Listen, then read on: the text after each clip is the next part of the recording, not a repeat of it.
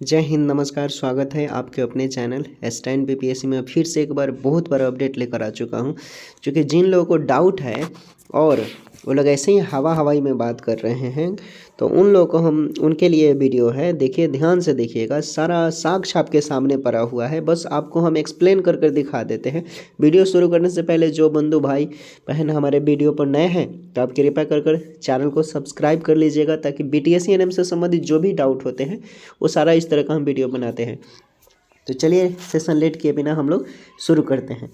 देखिए, ये कठिन आप बीटीएससी के ऑफिशियल साइट से भी डाउनलोड कर सकते हैं, या कोई सरकारी रिजल्ट.com या बिहार फास्ट जॉब, ऐसे बहुत तरह के वेबसाइट हैं, वहाँ भी आप खोलेंगे बीटीएससी तो मिल जाएगा। और आपको हम बारी बारी से पढ़कर समझा देते हैं, समझने का प्रयास कीजिएगा। आखिर मैं ये क्यों दोबारा रिपीट कर रहा हूँ, समझने का खेल है यहाँ पर। आपको पॉइंट नंबर कौन कौन सा समझना है, पॉइंट नंबर आपको खोलना है दोस्तों। आप आ जाइए, पॉइंट नंबर कौन सा, चलिए नीचे लेकर चलते हैं, 10 नंबर पर आइए। 10 नंबर पॉइंट, चलिए ठीक, 10 नंबर पॉइंट हम आपको दिखा देते हैं। सारा सस्पिशन दूर हो जाएगा आखिर मैं ये क्यों इस तरह का बात कर रहा हूँ, ताकि आपको भी मालूम चले यहाँ एक कठिन में क्या है, बीटीएससी ने क्या किया है। यहाँ पर देखिए, एक बार ये पढ़ लीजिए। आवेदन प्रपत्र में वर्णित सभी प्रमाण पत्र, अंक पत्र काउंसलिंग के समय मूल रूप से प्रस्तुत करना अनिवार्य होगा। काउंसलिंग में प्रमाण पत्र नहीं प्रस्तुत करने और त्रुटिपूर्ण होने की दशा में अलग से कोई भी प्रमाण पत्र आयोग द्वारा स्वीकार नहीं किया जाएगा। मतलब कहने का मतलब है, उसको आप इस तरह का कोई भी एक्टिविटी या डॉक्यूमेंट कोई भी गलत पाया जाता है तो आयोग दोष नहीं होगा। ठीक, अब 16 नंबर पर आइए। 16 नंबर जो है, 16 नंबर आपको दिखाते हैं। 16 नंबर कहाँ गया, 16 नंबर, यह है 16 नंबर। और 16 नंबर में आपको लास्ट वाला पढ़ने की ज़रूरत है दोस्तों, ये वाला। ठीक है, इसको दिखाते हैं। चूँकि विज्ञापन प्रकाशन की तिथि एवं आवेदन समर्पित करने की अंतिम तिथि के बीच की अवधि में अधियाची विभाग के द्वारा या राज्य सरकार के द्वारा प्राप्त निर्देशों तथा आयोग के निर्णय के आलोक में विज्ञापन में आवश्यकता अनुसार संशोधन किया जा सकता है। देखिए, संशोधन किया जा सकता है, जो उसने बोला है सीबीटी की बात यहाँ पर समझिए दोस्तों। यानी आयोग ने बोला कि ठीक है, ये 2018 के नियमावली के तहत होगा, ठीक है। और यहाँ पर जो प्रक्रिया, अगर कोई दिक्कत होता है, किसी भी तरह का कोई प्रक्रियाएं बाधित होती है, तो हम बीच में संशोधन कर सकते हैं। तभी हाई कोर्ट ने जो फैसला सुनाया है, इसी संशोधन के अनुसार मार्क्स बेसिस वालों को जीत दिया है। इसी के अनुसार हाई कोर्ट का कहना है कि इस लिखित साक्ष्य के आधार पे हम, चूँकि ये पहले से इसमें बात कही गई है संशोधन की, तो किसी भी तरह का, आप जैसे संविधान है, एक छोटा सा एग्जांपल दे रहे हैं। हमारे भारतीय संविधान में एक तरफ आर्टिकल 13 कहता है कि भारतीय संविधान में संशोधन नहीं किया जा सकता है, और वही एक आर्टिकल है 368, तो ये कहता है कि भारतीय संविधान में संशोधन किया जा सकता है बशर्ते कि उसके बेसिक स्ट्रक्चर में कोई प्रभाव ना पड़े, कोई प्रभाव, यानी जो फंडामेंटल राइट है उसको देकर। लेकिन 13 कहता है कि फंडामेंटल राइट भी किसी भी तरह का उसमें संशोधन किया जा सकता है, किसी भी तरह का। तो यहाँ पर संशोधन की बात आ रही है दोस्तों, तो पहले से ही उसने मेंशन कर दिया है कि किसी भी तरह का कुछ होता है तो विज्ञापन के आलोक में हम संशोधन कर सकते हैं।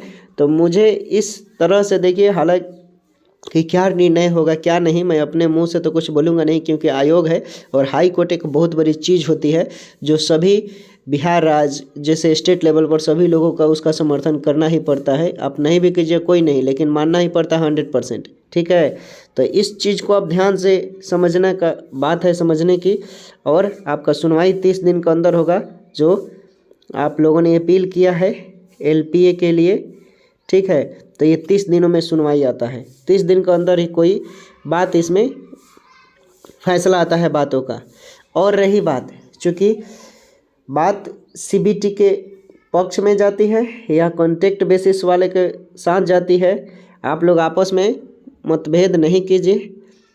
हम देखते हैं कभी कभी तो कुछ लोग आपस में ही टकरा जाते हैं कि नहीं ये संविदा कर्मी तो सीबीटी, ऐसा नहीं है। जिसका भी होगा देखिए उचित निर्णय ही होगा और किसी के साथ पक्षपात तो आयोग करेगा नहीं। हालांकि बीटीएससी के अनुसार जो देखिए एक वीडियो हम अपलोड किए हैं, जो उप मुख्यमंत्री के पहले जो बोल रहे हैं ना वही उप सचिव हैं, वही उप सचिव है। एक वीडियो हम डाले हैं जिसमें सम्राट चौधरी कहीं गए हैं लोग, कोई महिला संबंधित कोई मीटिंग वगैरह या कोई ऑर्गेनाइजेशन था वहाँ बोल रहे थे, तो उनके बोलने के पहले जो उप सचिव बोल रहे हैं उन्होंने भी कहा है कि हम मेरिट रिटन बेसिस पर ही एग्ज़ाम लेंगे। उन्होंने बोला है लिखित तौर पे ही हम परीक्षा लेंगे और जो परीक्षा में पास होंगे उसी का मेरिट बनेगा। उन्होंने उप सचिव, बीटीएससी के उप सचिव ने ये कहा उस वीडियो में। और उप मुख्यमंत्री की बात करें तो उन्होंने भी कहा कि हमें बेहतर से बेहतर क्वालिटी वाले नर्स चाहिए।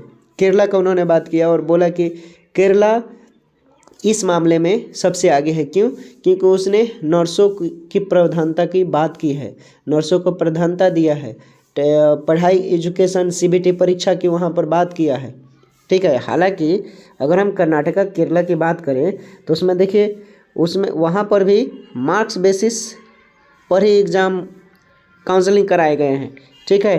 कर्नाटका का बात कीजिए तो वहाँ भी आपको मालूम होना चाहिए कि मार्क्स बेसिस पर ही काउंसलिंग हुआ है, वहाँ पर मार्क्स बेसिस पर ही ज्वाइनिंग लेटर मिला है। आप तमिलनाडु की बात करें तो तमिलनाडु में जो एएनएम सिस्टर हैं उनका भी ज्वाइनिंग जो हुआ है वो भी मार्क्स बेसिस पर ही हुआ है। अब देखिए जो यहाँ पर एएनएम संघ के जो नेतृत्व कर रही हैं, एएनएम संघ की सचिव जो है अर्चना कुमारी, उनके जो एडवोकेट है उन्होंने कर्नाटका, केरला, तमिलनाडु, इलाहाबाद भी कोर्ट में इस तरह के फैसले गए हैं। तो इन सब को उठाकर उन्होंने हाई कोर्ट में रख दिया। अब हाई कोर्ट को ये देखना पड़े कि एविडेंस है भाई, हर राज्य का ऐसा ही हो रहा है मार्क्स बेसिस पर। और हालांकि यहाँ पर देखिए संशोधन की बात किया गया है, यहाँ पर संशोधन की बात किया गया है तो हाई कोर्ट ने फैसला सुनाया और जब डबल बेंच के लिए एग्री हो गया है तो 30 दिनों में, जहाँ तक मेरा सिक्स सेंस कहता है, तो उम्मीद देखिए मार्क्स बेसिस वालों के ही पक्ष में इसके अकॉर्डिंग जा सकता है या नहीं जाए। खैर ये हम अनुमान लगा रहे हैं, हम बोल नहीं रहे हैं कि होगा ही। अब देखिए क्या होता है क्या नहीं। अब 30 दिनों तक आप लोगों को इंतज़ार करना होगा। 30 दिन में आपका रिजल्ट आएगा। ठीक, 30 दिनों के अंदर आपका रिजल्ट आ जाएगा कि किसके पक्ष में फैसला जाता है क्या नहीं है।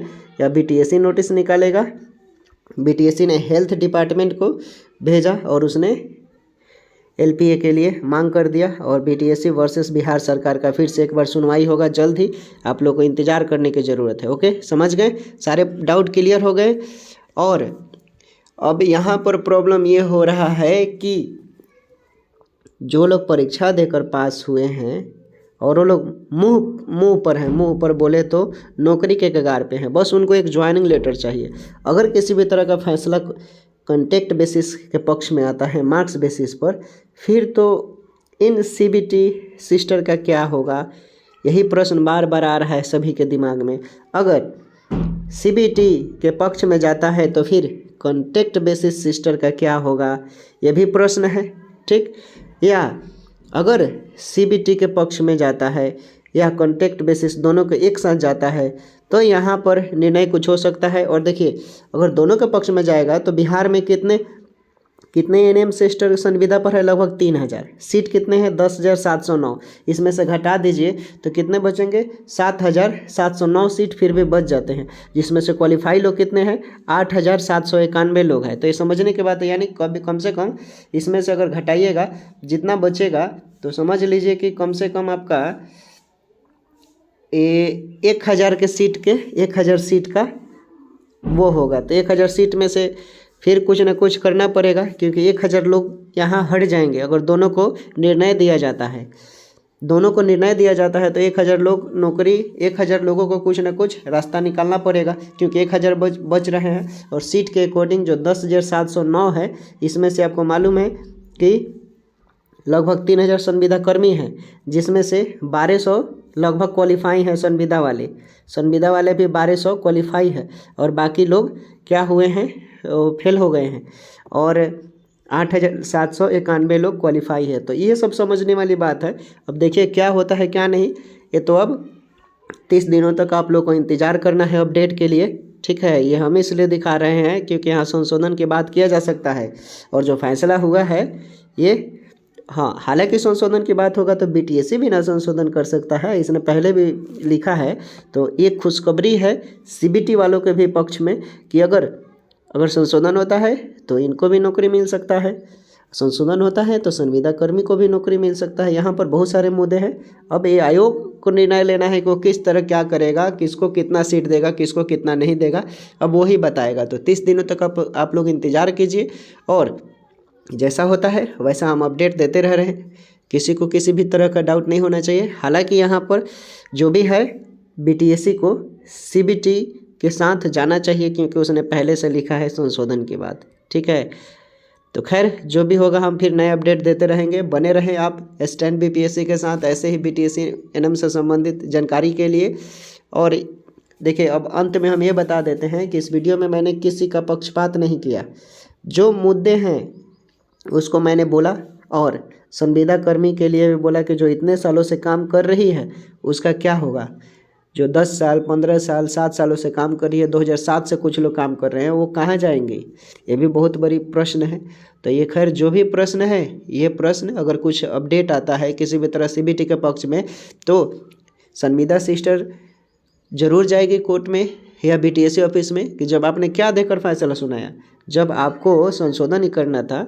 तो हालांकि एलपीए में जब आप संतुष्ट नहीं होते हैं, एलपीए से यही कहने का मतलब है कि जब आप संतुष्ट नहीं होते हैं एलपीए से तो आप ज़रूर हाई कोर्ट सेम कोर्ट में जाते हैं और वहाँ पर अपनी बातों को रखते हैं आपके साथ, उचित निर्णय होता है, फिर से जांच होता है और यहाँ भी कुछ अलग प्रक्रिया, एक अलग डिसीजन आता है, तब आप लास्ट में सुप्रीम कोर्ट जाते हैं और सुप्रीम कोर्ट में आपको मालूम है कि 90 दिन में निर्णय आता है, 90 दिन। ठीक है, समझ गए? तो टेक केयर, बाय बाय, अपना ख्याल रखें, पढ़ाई करें और ऐसे ही नए एनएम से संबंधित जानकारी के लिए स्टैंड बीपीएससी को देखते रहें।